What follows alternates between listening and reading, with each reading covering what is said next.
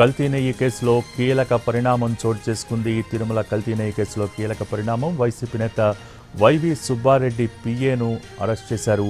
YV PA అప్పన్నను Nellore ACB కోర్టుకు తరలించింది SIT. ఇక దీనికి సంబంధించి పూర్తి సమాచారం మా ప్రతినిధి కార్తీక్ టెలిఫోన్ లైన్ ద్వారా అందిస్తారు. కార్తీక్, తిరుమల లడ్డూ నెయ్యి కల్తీ విషయంలో సిబిఐ దూకుడు పెంచిందని చెప్పాలి. మొన్నటి వరకు కూడా విచారణ ప్రక్రియ నిర్వహించినటువంటి సిబిఐ తాజాగా అరెస్టుల పర్వం అనేది కూడా కొనసాగించడం కూడా జరిగింది. అయితే సుప్రీంకోర్టు ఆదేశాల ప్రకారం పూర్తి స్థాయి విచారణలో దూకుడు పెంచినటువంటి సిబిఐ నిన్న రాత్రి వైవి సుబ్బారెడ్డి, టీటీడీ మాజీ చైర్మన్ ఉన్నటువంటి సుబ్బారెడ్డి పిఏ ఎవరైతే అప్పన్న ఉన్నారో అప్పన్నను అరెస్ట్ చేశారు. అరెస్ట్ చేసి నెల్లూరు ఏసీబీ కోర్టులో ప్రవేశపెట్టగా 14 రోజుల పాటు కూడా కోర్టు అయితే రిమాండ్ విధించడం కూడా జరిగింది.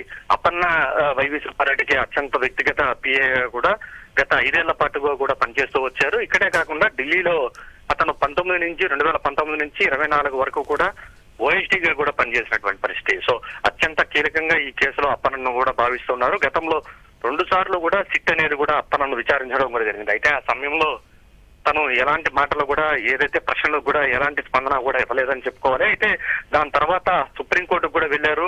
తనను వ్యతిరేకంగా అసలు సంబంధం లేని వ్యక్తులు తనను విచారిస్తూ ఉన్నారంటూ కూడా ఏకంగా సుప్రీంకోర్టులోనే అప్పన్న పిటిషన్ వేసినటువంటి పరిస్థితి. అయితే ఆ పిటిషన్ ను తోసిపుచ్చినటువంటి నేపథ్యంలో సుప్రీంకోర్టు పూర్తి స్థాయి స్వేచ్ఛ అనేది కూడా ఏదైతే సిబిఐకి ఇవ్వడం కూడా జరిగింది. దీంతో రంగంలోకి దిగినటువంటి సిబిఐ ఈ కేసులో మరిన్ని అరెస్టులు జరిగేటువంటి అవకాశం ఉన్నట్టుగా కూడా తెలుస్తుంది. అందులో భాగంగానే తొలిగా వైవి సుబ్బారెడ్డికి అత్యంత సన్నిహితంగా పిఏగా ఉన్నటువంటి అప్పన్నను కూడా అరెస్ట్ చేయడం కూడా జరిగింది. విజయనగరం జిల్లాకు చెందినటువంటి అప్పన్న గత 5 ఏళ్లుగా కూడా ఢిల్లీలో ఓఎస్డీ ప్రోటోకాల్ గా కూడా నిర్వహిస్తున్నారు. ఆ సమయంలోనే ఈ కల్తీ నెయ్యికి సంబంధించినటువంటి వ్యవహారాలన్నీ కూడా అతను చూశారనేటువంటి ఆరోపణలు కూడా ఉన్నాయి.